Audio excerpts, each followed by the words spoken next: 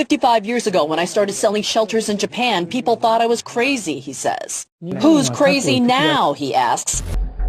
In fact, Julie, one of the major wild cards in all of this could be the Trump administration and what President Trump decides to do about the regime in North Korea. More devastating than the atomic bombs dropped during World War II. The concern now that it could be one day mounted onto an intercontinental ballistic missile. Tonight, the U.S. ambassador to the UN now saying North Korea is, quote, begging for war. His abusive use of missiles and his nuclear threats show that he is begging for war. War is never something the United States wants. We don't want it now. But our country's patience is not unlimited. We will defend our allies and our territory.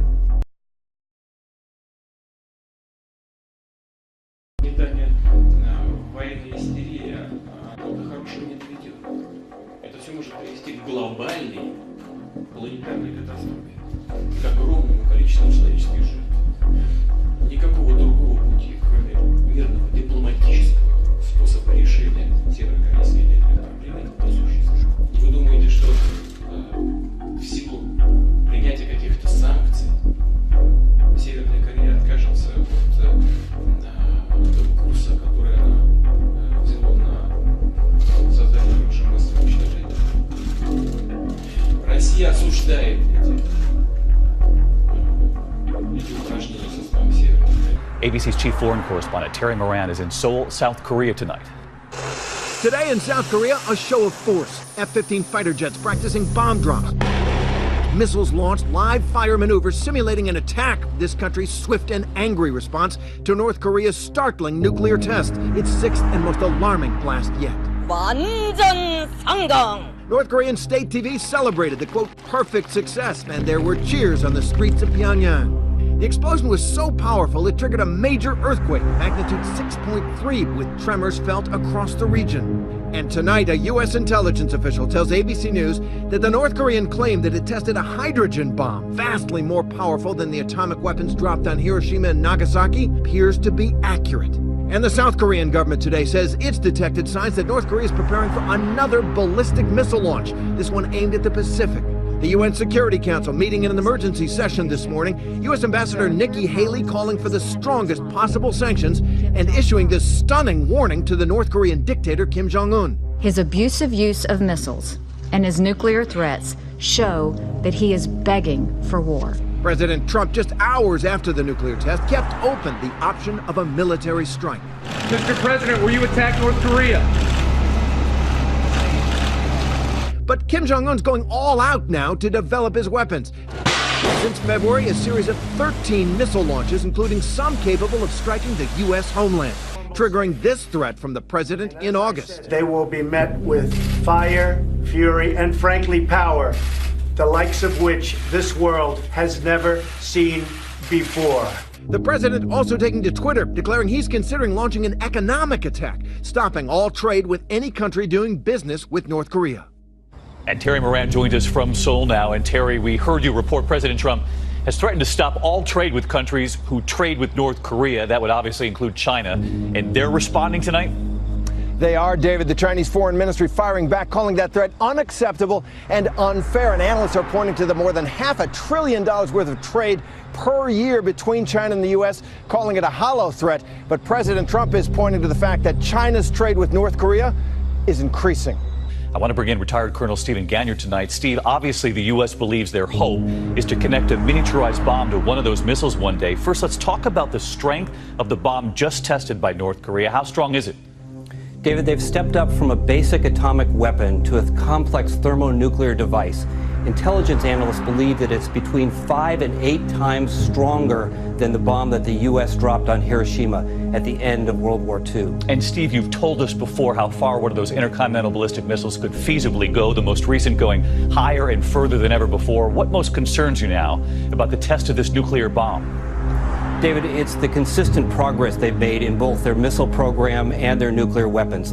Theoretically, he now has the ability to hit most of the United States with a thermonuclear weapon. But more concerning is how, no matter what the U.S. seems to do, he doesn't slow down. In short, Kim is winning and the rest of the world is losing. The North Korean nuclear program is more advanced and more dangerous than ever. They now fire missiles over Japanese airspace. They now have ICBM capabilities. They now claim to have tested a hydrogen bomb. And just this morning, there are reports that the regime is preparing for yet another ICBM launch. For more than 20 years, the Security Council has taken actions against North Korea's nuclear program. And for more than 20 years, North Korea has defied our collective voice. When a rogue regime has a nuclear weapon and an ICBM pointed at you, you do not take steps to lower your guard. No one would do that. We certainly won't. The time has come to exhaust all diplomatic means to end this crisis. And that means quickly enacting the strongest possible measures here in the UN Security Council. Only the strongest sanctions will enable us to resolve this problem through diplomacy. We have kicked the can down the road long enough. There is no more road left. This crisis goes well beyond the UN. The United States will look at every country that does business with North Korea as a country that is giving aid to their reckless and dangerous nuclear intentions. And what we do on North Korea will have a real impact on how other outlaw nations who seek nuclear weapons choose to conduct themselves in the future. The stakes could not be higher. The urgency is now. 24 years of half measures and failed talks is enough. Thank you.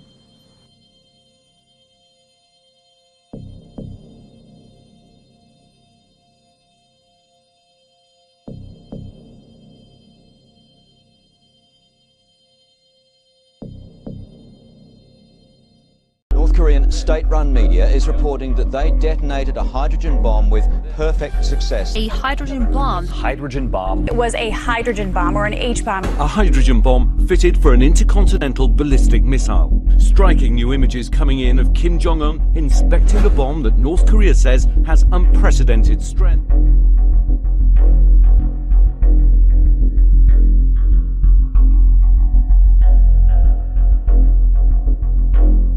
The announcement coming hours after the USGS detected a 6.3 magnitude explosion near the site where all of the nuclear tests have been conducted underground.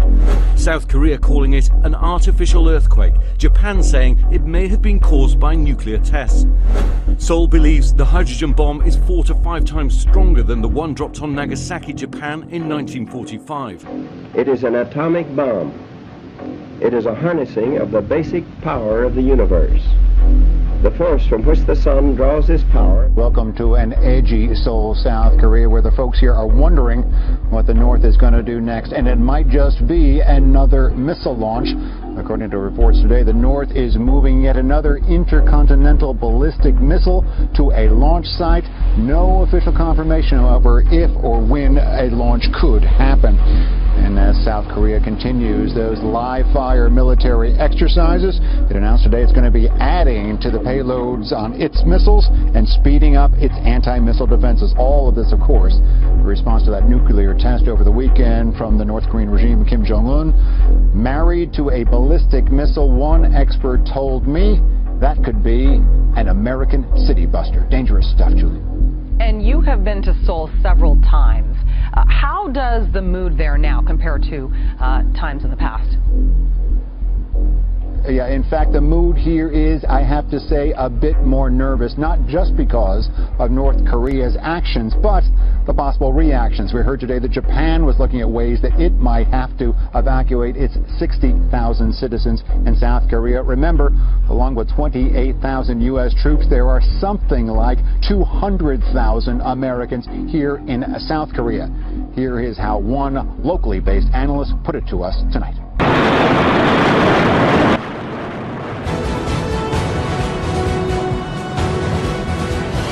Thanks for joining us. I'm Corporal Devin Pomachan.